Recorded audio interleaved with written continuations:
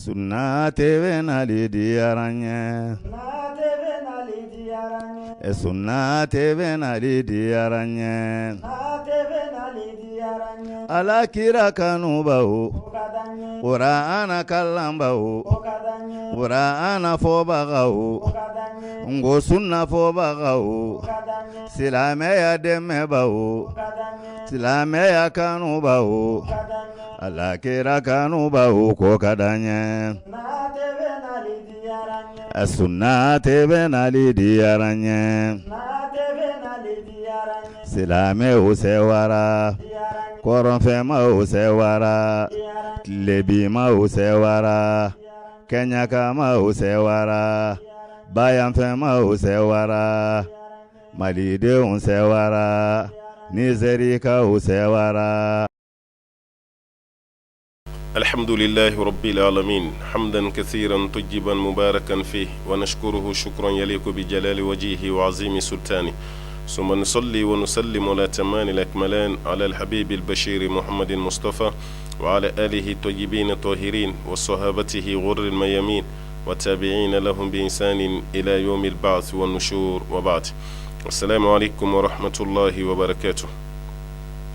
ambe Allah ta'ala tanu ka wali nyumando ka nyini masabala fa kambe soba man ka fota woni keta woni ngane tabela jelena ambe kishini nama chama nyini ala fa ko shuru aka jona mandika jomi kada e katime dan fembe kan na nyoma dan anyotina dan tuguni no de abal qasimi muhammadul bashir sallallahu alaihi wasallam jomi ndo ni sella ka shin kilimpe Allah ta'ala be siri kan shinta no bora nyo soro kene kuraka kene mi ni amina togoda ko demsenu ka kene ودمسنو كنا كريمي أما فما كم مكانة الشباب في الإسلام والما دور الشباب في الإسلام دمسنو جورو يفنجمي إسلامي الله وكريمي إسلامي كنيتا ومن بدمسنو بلو جورو دوبي وكان كدي دمسنو مكسوبة كذا كدين شتى مو مسك كتغني نين دمسنو سنتي الله bara shite mu be yakubaya ka korota ka foke demsenu sen sama ka bwala o bara tina soro otumana demsenu joroti joroyi mu bala ka foka ka do kada ka ni societe ta kalaje ni demsenu te societe te ni misiri referenta kalaje misru barawla ambe munyanya la bi no misiri entretien yi hali seli welelula hali misiri koloshulula halla selulula kuma dola amina ye ka fo demsenu joro mando ala ni suko kono no ta kalaje ta sura famba be demseni ni anga barada wulaje afamba be demseni munun be voyager fena ka bo dugula kata fendo nyini kana o fena famba be lajele ni demsenu o ni demsenu nya famu ka fo ko dine ta mako bolu lade atseka je awko ka damene kabini kunu na fo kana blakira ka wati la sallallahu alaihi wasallam amina ye ka fo hali Allah taala ye ci min diya ka ci de uma demsenu sembe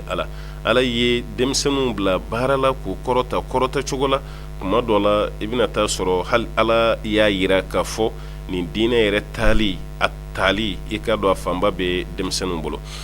ambo ye yoro dama dola masabalo taala kala halala ibina ye hal ala taala ye cidenya di cidew makumami ay nabi nyuma ye di nabi nyuma makumami ayadu makoto demsenia shidela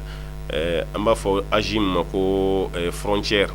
ibora demsenia kono imake makorobayay imake makorobayay folo olu watu konona na amba ye kafo ala ye cidenya di cido mo kono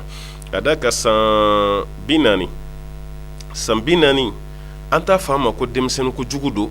wanta fo fene kakra makorobai ala be chamanchere la ase kumaro la naye ko kamba ko ya fatura ka to demsene ala kumaro la naye fili ko ke mo ko demsente tunu koy fum shi sira san binani ma ibenu kuma be mogoda kumaro la naye ko doke mo ko ala ya Allah ja ina fulosoro demsene ala yinyede ala ngo demsen fitini ndo ashitete me sambina nika ibo be mogoda o wati kelen fenena nana na ko do feneke ko mimba la ko mo bina jelaki mo ba ko nte demsene tukuni de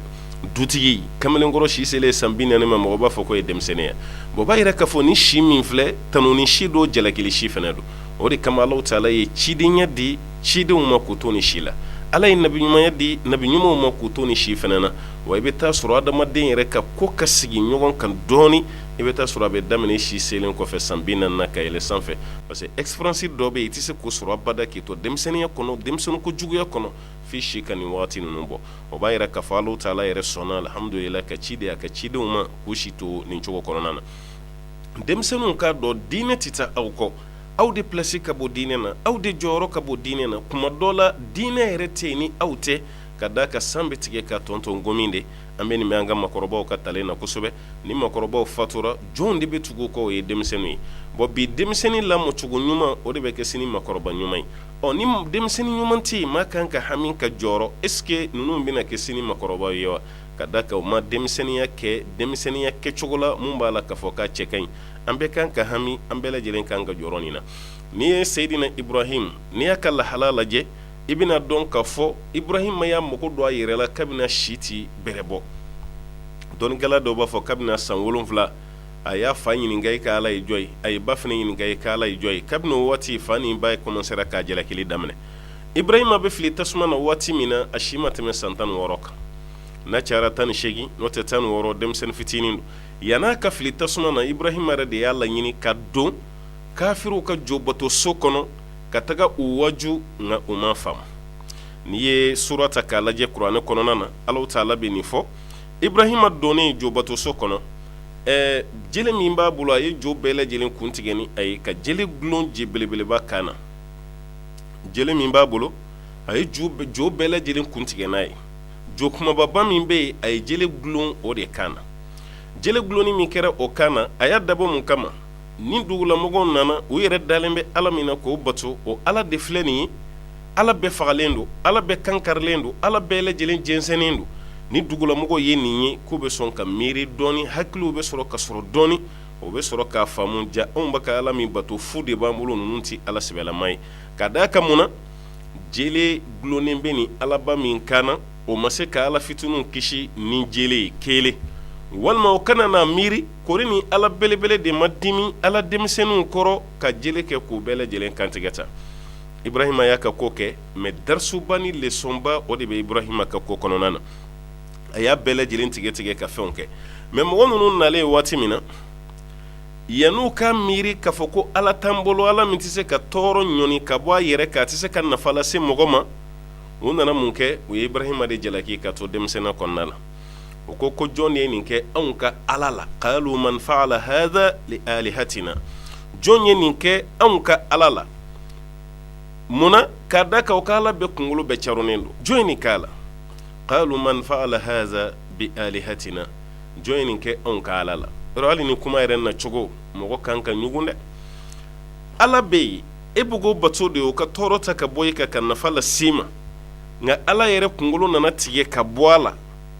Ala yɛrɛ ma se ka kuma Ala ma se ka fɛn dɔ ta ka bɔ a yɛrɛ kan o ye Ala sugu jumɛn ye o yɛrɛ tilara ka mun fɔ innahu lamina zalimin nin mana kɛ maa min a y'a yɛrɛ kun tɔɲɔ da aw ka Ala de ye yɛrɛ kun tɔɲɔ kɛ walima nin de ye yɛrɛ kun tɔɲɔ kɛ ko nin kɛra mɔgɔ min ye k'a y'a yɛrɛ kun tɔɲɔ dɛ nin ma yɛrɛ kun tɔɲɔ aw de ye yɛrɛ kun tɔɲɔ kɛ o ma se ka fosi de faamu nin ko ninnu na ka taga fɛ Ibrahim dɔw hakili nana sɔrɔ o tuma na denmisɛnnin dɔ bɛ dugu la qalu sami'na fatan yazkuruhum yuqalu lahu Ibrahim kan ye denmisɛnnin dɔ ka lahala mɛn dugu kɔnɔ mɔgɔw b'a ka lahala fɔ k'u b'a wele ko Ibrahim a ye togo ɲininka kuma dɔ la ɲina sɔrɔ de ye nin kɛ anw ka Ala la o Ibrahima de sɔnnen bɛ sɔrɔ ka nin kɛ anw ka Ala la a ye taa ɲininka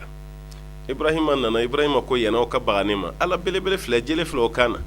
na yan'aw k'a fɔ ko ne don a tɛ Ala yɛrɛ ɲininka aw bɛ ka Ala min bato san joli a bɛ ka nin bato san joli a bɛ ka ɲin'a fɛ a ka hɛrɛ las'aw ma dɔ nana ka Ala bɛ kun caro jele belebele filɛ nin mun kan na n y'a ɲɛ bosonnen don i n'a sɔrɔ Ala yɛrɛ de ye Ala tɔw faga o si la ni maa ninnu hakili ma dayɛlɛ ka bɛn ni Ibrahima ka kuma ye u ye bɛnbɛnbɛn de siri a kama ko ka Ibrahima fili tasuma na ko k'a jeni walasa olu ka défaut n'u ka erreur ye o kana dɔn o datugulen ka to n bɛ fɛ k'a f'i ɲɛna dɔrɔn Ibrahima ye nin baara bɛɛ lajɛlen kɛ k'a to denmisɛnninya si de la a ye nin bɛɛ lajɛlen kɛ ka sɔrɔ denmisɛnnin fitinin de fana don kuma dɔ la e bɛ motoba girin na waati min a ye nin kɛ k'a si t'o la kuma dɔ la e sen kelen kɔrɔtalen don moto sanfɛ waati min Ibrahima bɛ Ala wele la kafiriw ni ɲɔgɔn cɛ jojuguw ni ɲɔgɔn cɛ a bɛ ka nin baara kɛ Ibrahima ta kɔfɛ Ala ye denmisɛnnin wɛrɛw ka lahalaya fɔ denmisɛnnin minnu b'a la u ban'u faw la ka b'u baw la ka b'u mɔkɛw la dugu yɛrɛ masakɛ ka muruti a bolo n'u gɛnna ka bɔ dugu kɔnɔ ka taga don kuluwo kɔnɔ n'an b'a fɔ ma ko ashabul kaf ko kuluwo kɔnɔmaw n'an b'a fɔ ma o cogo la o denmisɛnnin fitininw fana dɔnnikɛlaw ye u si fan caman kɛ san 12 de san tan ni kelen dɔw yɛrɛ ka kuma na ko a fitinin kun ye san 8 san 7 ka taa bila san 8 na o n'o ka wulu mais dugulamɔgɔw ka jɔ bato o ka jafariya ala sɔsɔ la o de y'a to n'u murutira ka boli ka bɔ dugu kɔnɔna la ka taga don kuluwo kɔnɔ ala y'olu de ka lahala fɔ suratul kahf إذ أول فتية إلى الكهف فقالوا ربنا آتنا من لدنك رحمة وهيئ لنا من أمرنا رشدا udoni min kɛra kuluwo kɔnɔ ko ko an tigi ala an b'a ɲini fɛ i ka dili kɛ anw ma ka bɔ e ala yɛrɛ yɔrɔ hinɛna wa alaw taala i ka labɛn kɛ an ye ka bɔ e ka ko la rashada kanda la o kɔrɔ i ka hinɛ shuru anw kan i kan kanda k'an bila sira kan sira min b'a la ka fɔ sira min b'a la n'a ka ɲi ala y'u majamu tuguni yɔrɔ wɛrɛ la ala ko innahum fitiyatun amanu bi rabbihim wa zidnahum huda ko denmisɛnnin fitininw don o limaniyaraw tigi ala la k'ale ala fana y'u jidi kanda la o limaniyaraw tigi ala la ala tilara ka kanda wɛrɛ d'u ma k'u jidi ni o kanda ye ka da ka ko limaniyara alaw taala la o b'a yɛrɛ ka fɔ nin denmisɛnnin fitiniw san 12 ka boli ka bɔ dugu ka kafiriya ɲɛ ka boli u faw n'u mɔkɛ ka ba u la a waati masakɛ kun tɔgɔ de ko dakiyanus ka boli ka bɔ a ka lahala bɛɛ la ka tigi da kuluwo kɔnɔna na ka jɛ fama n'a bolo fɛn bɛɛ lajɛlen kɔ alhamdulillah nin denmisɛnnin fitiniw de y'o kɛ ka tila ka sɔn a ma nin cogo fana na o b'a yɛrɛ ka fɔ alhamdulillah o kɛra hɛrɛba ye olu bolo alaw taala y'o majamu hali k'a da sura min tɔgɔ dar'u la nin kan ka wasa kɛ ka da ka maa dɔw bɛ yen ala ka jɔnbaw don nabi ɲumanw don mais kuranɛ sura ma tɔgɔ da olu dɔw la mais nin denmisɛnnin fitinin ninnu alaw taala ye sura tɔgɔ da u la ko ashabul kahf ko denmisɛnnin fitinin minnu donna kuluwo kɔnɔ ni kuluwo tɔgɔ taara ka da u la a dɔw wɛrɛ fɛn jumɛn ala ka ciden bɛ ci waati min na sallallahu alaihi wasallam mankan kun tɛ se ka kɔrɔta ni silamɛya ye n'i donna silamɛya la dɔrɔn i da bɛ to bara de kɔnɔ wa i bɛ dogo de a tɛ se ka bɔ a kalama k'e yɛrɛ bɛ kɛnɛ kan walima k'i ka diinɛ da kɛnɛ kan kuma t'a la o tɛ se ka bɔ a kalama bɔcogo kalama ala kira n'a ka sahabaw sallallahu alaihi wasallam u tun bɛ kamalen fitinin dɔ de ka so kɔnɔna na o kamalennin n'a bɛ f'a ma ko arqam bɔn n'a bɛ arqam denmisɛnnin fitinin don dɔw ko ala ka ciden b'a ka so sugandi waati min ka silamɛw bila ye ka si ma tɛmɛ san 18 kan mais ale ka so de fɔlɔfɔlɔ kɛra assemblée silamɛya kɔnɔ denmisɛnninw bɛɛ bɛ ɲɔgɔn sɔrɔ yen cɛkɔrɔbaw bɛɛ bɛ ɲɔgɔn sɔrɔ yen muso fɛn fɛn kɛra silamɛya bɛɛ bɛ ɲɔgɔn sɔrɔ nin so kɔnɔna na fidari arqam bona bi arqam ale ka so kɔnɔna na munna ala ka ciden y'a ka so sugandi ka sɔrɔ so caman bɛ maka dɔnnikɛlaw ye sababu caman fɔ a la dɛ a sababu dɔ ye fɛn jumɛn ye kamalennin yɛrɛ y'a yɛrɛ di ala ma cogo min a y'a yɛrɛ di ala ma cogo min a sɔnna k'a yɛrɛ di ala ma k'a yɛrɛ kɛ ala ta ye cogo min na alhamdulillah parce que n'i ye kamalennin kɛlen ye k'a yɛrɛ di ala ma ko mɔgɔ tɛ siran o kɔ ɲɛ nka maakɔrɔba ka yɛrɛ di ala ma dɔw bɛ se ka a yɛlɛma ka kɛ ko masa waati de sera a bɛ fɛ k'i gɛrɛ ala la a nka nin ka jɛ diɲɛ kɔ diɲɛ parili diɲɛ waatiw diɲɛ girinkajɔw ka jɛ u bɛɛ kɔ ka t'i yɛrɛ di ala kira ma o waati dun y'a sɔrɔ hali faw ma don silamɛya la kuma tɛ denw ma ko ala kira dara la o de la k'a ka so kɛ assemblée a filanan a ka so kun bɛ sanfɛ dɔɔnin mɔgɔw bɛ se ka tɛmɛ mɔgɔw la ka taga don ka sɔrɔ maa min tɛmɛtɔla ye a sabanan so yɛrɛ jɔcogo la so kɔnɔna bɛ kɔfɛ a ka dun i t'i to da la abada ka mɔgɔ ye kɔnɔna na tuma ala ka ciden y'a ka so ta nin cogo ninnu na k'a kɛ assemblée silamɛw bɛ se ka ɲɔgɔn sɔrɔ ale ka so kɔnɔ cogo min alhamdulillah ala kira y'a sugandi n'o de ye arqam bɔn a bɛ arqam a ka so kɔnɔnaw k'o kɛ assemblée ni nin lahalaya ye nin ye a dɔ ye i ka ko faamu halisa ambassadeur fɔlɔfɔlɔ min yɛrɛ silamɛya kɔnɔ denmisɛnnin don n'o ye Musa bun Umair dɔw b'a yɛrɛ k'a fɔ ko Usman bun Affan Usman ma taga Habasha k'a taara to yen Usman kun taara Habasha de ka tigi yɛrɛ réfugié walima ka taa ni ala ka ciden ka ci ye ka taa Habasha mais a ka laɲini a bɛ tila ka segin mais ni Musa bun Umair ta tɛ kelen dɛ Musa bun Umair de cira ala kira fɛ taa i sigi nin dugu la yanni ne yɛrɛ kana Usman taara yanni kafiriw ka ko ka nɔgɔya ka sumaya wa ka tila ka taa silamɛya jɛya Habasha masakɛ fɛnɛ kafiriw taara nkalon min da silamɛya la o b'a yɛrɛ Usman ta kun ye mission de a kun mandatera ala kira de fɛ sallallahu alaihi wasallam Musa bun Umair ale taara kɛ lasigiden yɛrɛ de kabini a taara kira ni silamɛ tɔw taara ale sɔrɔ yen de a ma segin wa o lasigidenya de kɔnɔna na saya nana sɔrɔ fɛnɛ parce que uhudi kɛlɛ de kɔnɔna la a fatura n'o ye Musa ibn Umair dɔnnikɛlaw ko nin waati a bɛ kɛ lasigiden ye waati min a si ma tɛmɛ san 16 kan fɛnɛ kun ye denmisɛnnin fitinin Musa ibn Umair nka a ka silamɛya ye kabakoba ye dɛ Musa ibn Umair a ka silamɛya yan'a ka kɛ silamɛ a b'a 12 la waati min ka ɲɔgɔnna funangɛni si kun tɛ Maka kɔnɔ ni ko cɛ ɲɛ Ala y'o d'a ma kunsigi janya Ala y'o d'a ma ka fini ɲuman don Ala y'o d'a ma fini donnen k'a kasa fɛnɛ diya ni latikɔlɔn ye n'a tɛmɛra nin kare fɛ maa o maa bɛ don kare kɔnɔ bɛɛ bɛ sɔmi ta k'a ko Musa bɛ tɛmɛra yan dɔw yɛrɛ ko latikɔlɔn kasa bɛ se ka to kare kɔnɔ kunɲɔgɔn kelen ɲɔgɔnna tarikutigi dɔw y'o kuma fɔ nin bɛɛ ye k'a yira de k'a fɔ Ala kun ye nɔgɔya k'a ye alhamdulillah a masaw kun bɛ s'a kɔrɔ nka don min Musa yɛrɛ nana sɔmi ta k'a fɔ ko diinɛ dɔ bɛ yen mun tɛ ale fa n'a ba ka diinɛ ye n'o de ye Muhamadu ka diinɛ ye sallallahu alayhi wa sallam Musa nana don silamɛya la a taara Alakira ma sallallahu alayhi wa sallam ka t'i kan di Alakira ma ka don silamɛya la mais a y'a ka silamɛya dogo a masa la kɛrɛnkɛrɛnya la a ba nin waati y'a sɔrɔ a ba de bɛ ɲɛnamaya la a ye silamɛya dogo ba la ba de nana mɛn dugu kɔnɔ k'a fɔ a denkɛ Musa ka kɛra silamɛ ye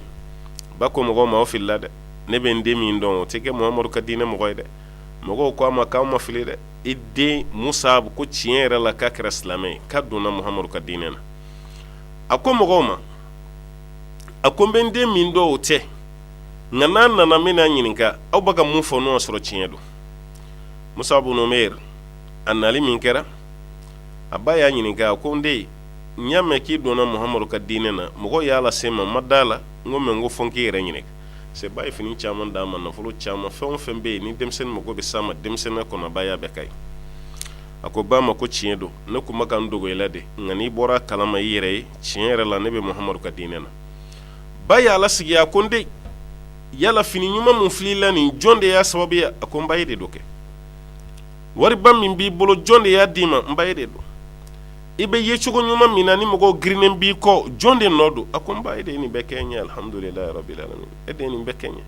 a ko wa n den n bɛ tile 3 d'i ma n'i ma bɔ Muhamadu nɔfɛ ne ka to n ka wari n ka fini n ka so n b'a bɛɛ tigɛ i la n t'a kelen d'i ma k'i to Muhamadu kɔ Musa ibn Umair y'i sigi dɔɔni a ye ba lajɛ a bɛ ka hinɛ minɛ parce que ale bɛ diinɛ min na o de ye diinɛ ɲuman ye ba bɛ kafiriya la ba kan ka kɛ silamɛ ye k'ale tanu mais ba bɛ fɛ k'ale kɛlɛ a ko n den y'a mɛn wa tile 3 de b'i bolo n'i ma bɔ Muhamadu nɔfɛ ka segin faw ka taa sira la n bɛ n ka nin bolo fɛn bɛɛ fara ɲɔgɔn kan k'a bɛɛ minɛ i la o yɔrɔ bɛɛ la dusu y'a kɛɲɛ a donna so kɔnɔ a donni min kɛra so kɔnɔ fini min b'a kana wari min b'a bolo latikɔlɔn tɔ minnu bɛ yen ba kun ye fɛn o fɛn di a ma a y'a bɛɛ fara ɲɔgɔn kan k'a bɛɛ mɔntɔn ka na bɛɛ bila a ba kɛrɛfɛ a ko ma i bɛ ka ne kɛlɛ nin de nɔfɛ wa a ko awɔ a ko tile 3 de b'i bolo dɛ a ko ma tile 3 ka jan dɛ ni y'i bolo fɛn bɛɛ dilen i ma i ka latikɔlɔn filɛ i ka fini filɛ i ka wari filɛ i kun ye fɛn o fɛn di ne ma a bɛɛ filɛ ma i n'i bolo fɛnw filɛ ne ye Ala n'a ka cira ta sallallahu alaihi wasallam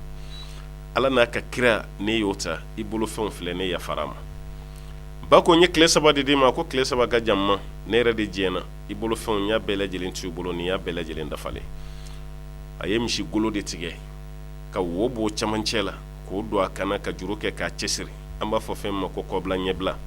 a y'o de kɛ o kɔfɛ ka mun kɛ ka taama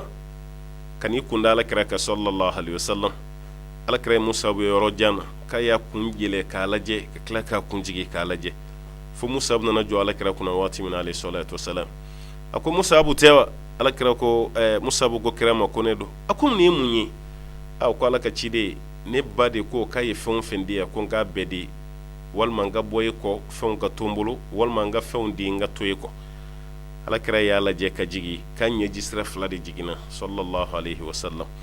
o kɔfɛ a ye mun fɔ a ko alhamdulillahi lazi yuqallibu dunya bi ahliha a ko tano bɛ masa ye masa min bɛ diɲɛ yɛlɛma n'a kɔnɔfɛnw ye ni Musa kununama ye e ko bilama lajɛ fini tɛ yen fosi tɛ yen nin filɛ nin lahalala cogo min ko tano bɛ Ala ye Ala min ye nin baara kɛ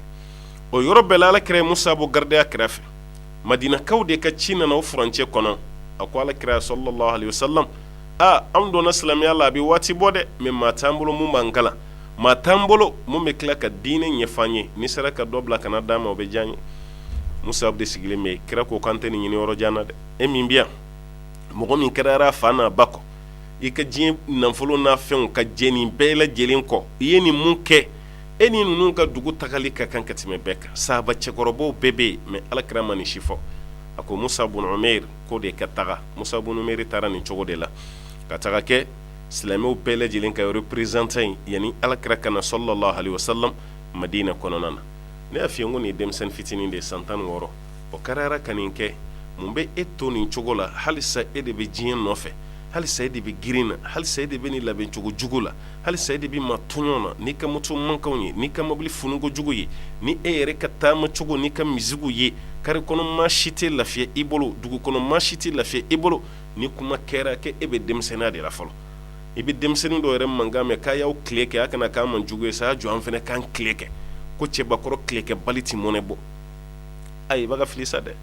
tile kɛli ti kojugu ye o n ko tile kɛli ye baara ɲuman kɛli de ye n'i sara i kɔmɔgɔw yɛrɛ i kɔmɔgɔw bɛ waso ni e ye cogo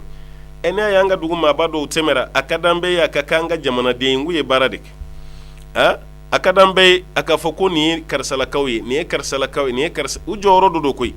ni jɔyɔrɔ kun tɛ maa si mago t'u la e tulo tɛ Samori la wa alimami Samori Ture laginɛkaw ko Guinéen de kun don maliyɛnw ko maliyɛn de kun don a ye nin jamana fila bɛɛ lajɛlen de vécu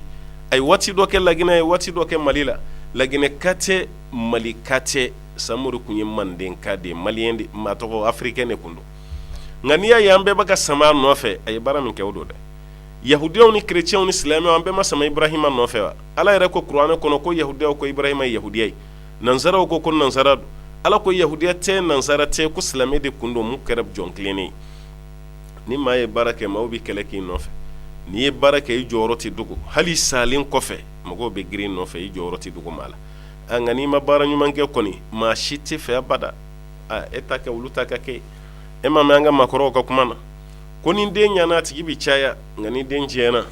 fo n'a kɛra masa dɔrɔn ye sa dɛ n'o tɛ maa si b'a ko ye n den tɛ hali i fanicinin a bɛɛ bɛ boli tigiya ɲɛ i fa kɔrɔba a bɛɛ bɛ boli tigiya ɲɛ n'a fɔra ko n'i denkɛ ne den tɛ nin ye dɛ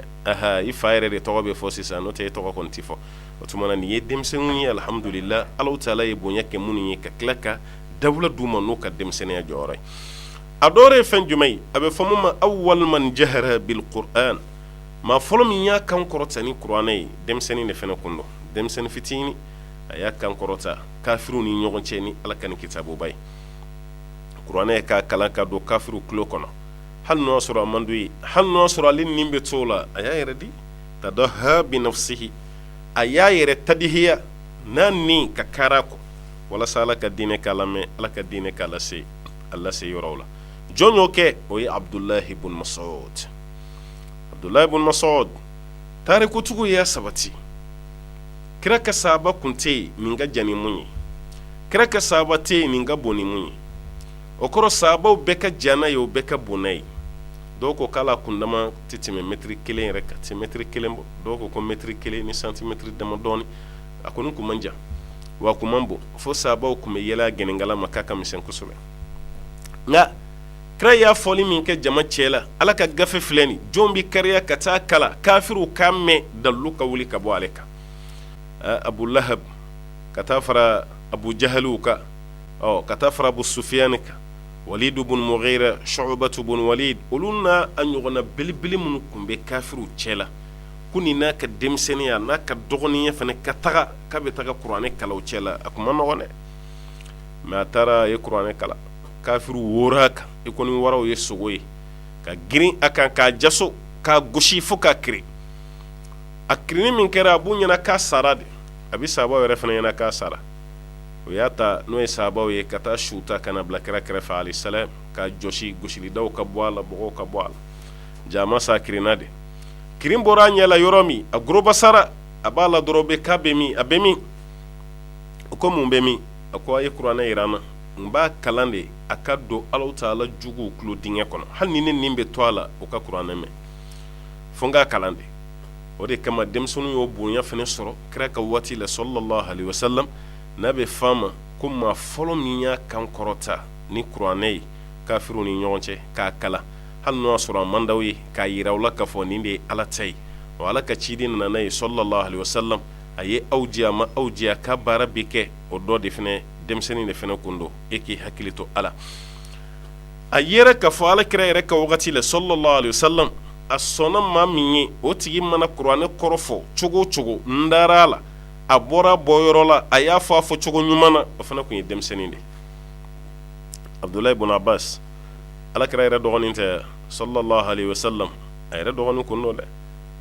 ما على كراي دوكاي صلى الله عليه وسلم أقول اللهم فقهه في الدين وعلمه تعويله ألم باني نفيك كرسلا فمي ديننا وقرآن كرفو تشغل نما الله تعالى يكادي كرسام أو كرساكم ماتم كرابي فاتو واتمنا كرسام ماتم سانتاني كنونتو دوكو سامو وان سانتاني شيغي أما بوني شينو نكونا أسي أديرا كرام واتمنا كاشيكم سان شيغي والما سان كنونتو do kay santane kala kirabulu sallallahu alaihi wasallam ni o fra san shegin kan o santane shegi o nasuro san konontondo ay santange kiram no fe ni o fra san konontonga santan kononto o nasuro kirabna wati ma shekun ya santan kira kam madina sigi kira santan santani santan o samugwai o tumana shima time samugwani rede ka fiu ka sobe ke munye demseni ya kumbala ma ay joro chamanta de qur'ane koro ayota abdullah ibn mas'ud de yada la ko hibru hazihi al umma nimman ton ka donin kela adara le de la fena ko turjumanul qur'an ko qur'ane interprète ba mami e qur'ane interpréter kanya ke chugola bela jereme ke chugo min famu o karani de no abdullah ibn abbas wa ka ko jara umar ibn khattabi umar ka watila umar ya kan umar kunti tamam akwa bada kasura yera ko ala kira la degeli la sallallahu alaihi wasallam ma shite mun kira la dege katima umar yera dengeka afana dem sen fitini abdullah ibn umar mais umar kunya abdullah ibn abbas kanunde ya kanu ko sobe atita yoro shina na ti nyon fe fo dondo chagorbo na dimi ko umar ni nyona dem sen bambulo ni to so umar ko min haythu alimtum aw yekalan kay yoro mi ko ni fene bora inde no soro baga jo aka doniya la ko aw kala na yoro mi afene kala na inde don la umar ibn khattabi korbo li de ke wala sa chagorbo hakli ka sigi wudu sukada umar yi kanto dondo ako suratu nasr iza jaa nasrullahi wal fath ko o ay o surani jigin kunyi mun ya jigi sababu ya fenjume bayita fo dogo ka jigina de kayira ko ala kirabna dino jensen kata yorola dogo ko dugu de bina daile dore ko jigina de ka kira labwa kalama wala sanini jigina subhanallah iko chaya bayita fo meni fenfe kuma romar ba ko hal ne tanindo doni ba jede amma go bi jabi warala nimu kumara hal ne tado doni ba jede amma go bi jabi warala be kumara wati mi chakoroba la umaru ya do ko ciyana jabi ti asrula ka abdullah ibn abbas yinika okay ibn abbas efna ko tawa akwai akonu ne mu fo ibo ko akwai e jabi wara bi bolo ako jabi be mbolo akoy munye akoni suran jigi sababu neta ke futuhatu ye no e dailele neta ke kuna nana kira ka subhanallah foni fon chaya hal ni kira yo ke jigi sababu kuntoy umar ko tuma jigi sababu kunye munye ako suroni jigina kira kan ka alaka cide na somi sallallahu alaihi wa alihi wa sallam ka faye ka wati to man jantuguni dugu kolo sanfe ati wati ni bo kabina fatu ko suroni jigi sababu ya karawde umar ko waye munfo ne fene bode ka anya memme chugo mina ode ni ka fo suroni jigina de ka ala kira la bo kalama ka wati to man jantuguni dugu kolo sanfe la meni kera mugo min bolo kera abdullah ibn abbas de ala kira sallallahu alaihi wasallam ay do min kay umar ibn khattab fi ko joro di yira sahabaw ni ñogonce sahabaw fenena kay yeka fo ko ma fitininte ko ma padido ala kira darala ala yere fene darala ngamma korba kunte de dem sen fitini de do ay hadisa min nakali alhamdulillah ka can ala kira ka joro ala siri yara la ala ka cidin ko fe sallallahu alaihi wasallam joro chamana ani joro bilibili bala otuma be mu fo dem senu yedoro ambe la jelen ka fam ka fo ko diine ni tita demiseniya ko aka hakili to ala ay ke mogoye ma min bi ka diine baraki to ni demiseniya la noteni korola etna se ka barake tuguni asi korola ko koroka namandi be nafla chama sire ni watila ka chama suni watila ka alabatu chama ke ni watila ambe fereke ka bitani blaya insha Allah taala kanyini Allah taala fe laka demiseniya timambe yoro alaka here kambe alaka kambe la jilen sabati وصلى اللهم وسلم وبارك على عبدك ونبيك محمد صلى الله عليه وسلم وآخر دعوانا الحمد لله رب العالمين والسلام عليكم ورحمة الله وبركاته في الناس ورا على كيرا كنوبا وكوكا دانيه a sunna tebe nali diyaranye Qur'ana kalamba o hadisa kalamba o khuduba ke baga o sali chogo fo baga o ngosun fo baga o silame ade